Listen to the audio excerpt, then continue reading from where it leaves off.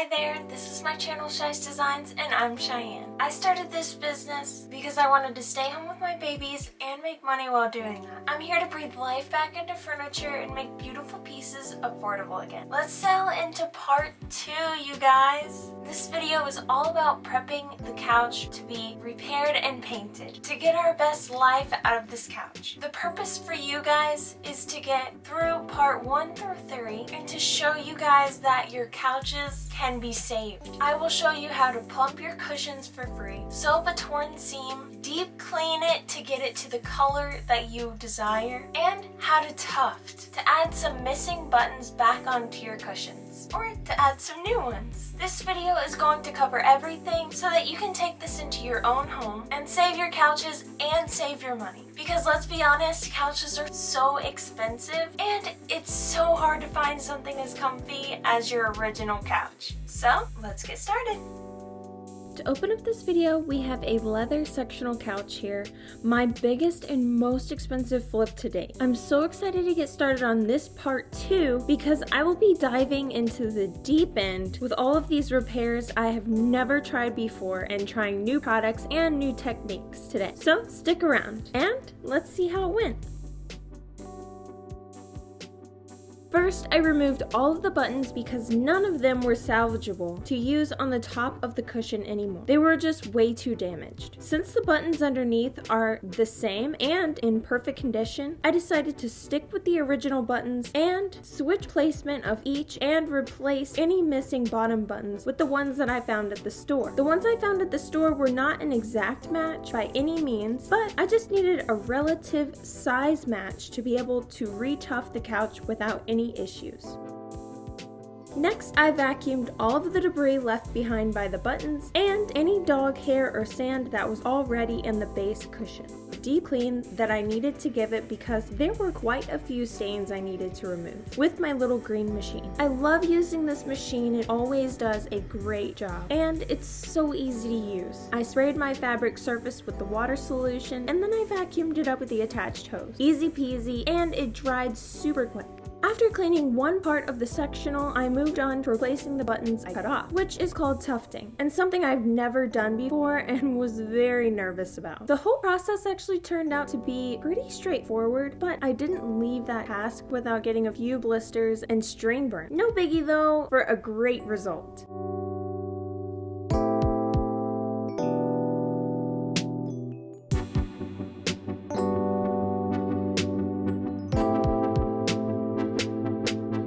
After tufting the sectional part 1 I cleaned, I moved on to removing the rest of the dog hair and matted fabric that was left behind. I started with a fabric shaver to see what I could get off with the tool and it worked fantastically.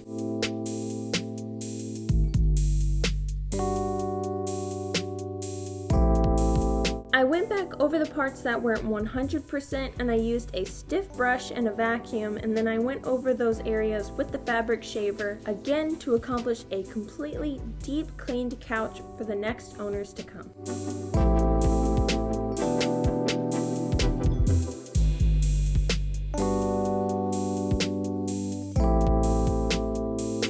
This is a preview of the before and after the cleaning, so you can see a slight difference on camera, but it truly didn't give it justice.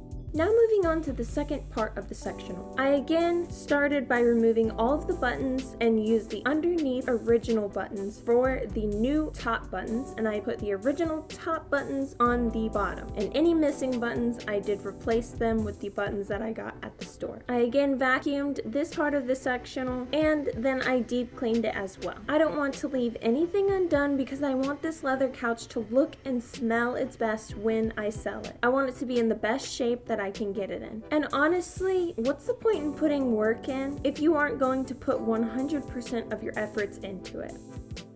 Next, I had a huge tear to fix on the second part of this sectional. Since I'm not great at hand sewing by any means, I was going to use leather adhesive to put this back together. But for the benefit of you guys and the benefit of this couch lasting as long as possible, I decided to give it my all and sew this seam back together. I'm not gonna lie, it took me an hour because I was learning how to do it and doing it at the same time. And I was just completely nervous at the turnout because this tear is in a very noticeable spot on the couch, the top. So for this I bought a leather sewing kit to get a needle thick enough to puncture the leather, and it came with thicker thread, which I needed because if I had thinner thread, I would have broken it a couple of times and sewing the seam would have taken me way longer. Even with the original holes in place, this was tough to sew. I had to push the needles through with pliers and the wooden dowel that I was given with a needle. Overall though, pulling each tail at opposite ends and seeing this seam come together like it did was so satisfying. After fixing that tear, I moved on to one of the easiest parts of this couch flip and the cheapest, which was plumping up these cushions without having to put any extra stuffing in them. My thought behind this was that I'm sure this couch was plush when the previous owners bought it in the first place, so there should be plenty of stuffing in there with me to work with without having to buy more. That thought process paid off because without having to spend a dime, I made all of these look brand new. I took each cushion out one at a time and I found or made a hole in the cover of the stuffing. I placed one hand inside the cover and one hand outside the cover. After my hands were placed, I started tearing the stuffing apart. So the thing about this stuffing is that it gets complacent over time. So tearing it apart revitalizes this cushion without having to add more stuffing to the cushion. This is honestly something that you can do at your home while you're even watching this video.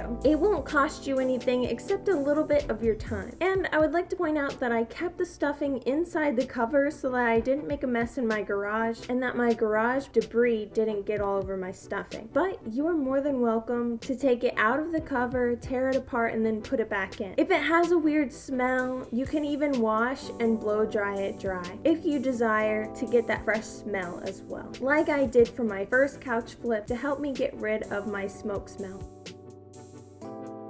There are some pretty obvious indentions in the back of this sectional that I definitely had to try and fix. So again, I used heat from my blow dryer and it actually went a lot better than it did on my ottoman. I got out almost all of them with this technique, so you should be able to do this at home as well. No need to buy a heat gun or anything special. Just a blow dryer or even a damp towel and an iron if you don't have a blow dryer, so that you can get the indentions out of your couch as well. Make sure to keep the iron moving if you decide that route so you don't burn your leather. Lastly, I cleaned and conditioned my leather to further prepare the leather for repairing and painting. I used a soft bristle brush to scrub the leather, and then I wiped away the grime with a microfiber towel. I hope you guys enjoyed this part too, and that you can use one or maybe even all of these techniques in your own home or on your own flips, or maybe even those leather car seats or fabric ones. I always want to help as much as I can and being as open as I can, and doing this channel with you guys really gives me the opportunity to do both. We have made it through part 2 of this furniture flip, and we have one last part to go, part 3. Part 3 will include how I repair all of the scratches on this leather sectional, painting this couch, and the end results, and hopefully a sale price for you guys. Thank you so much for spending this time with me and coming on yet another adventure. This 3-part adventure. If you enjoyed this video, leave a like and subscribe to see more content like this. And like always, please comment. I post every Sunday morning at 8 a.m. See you then.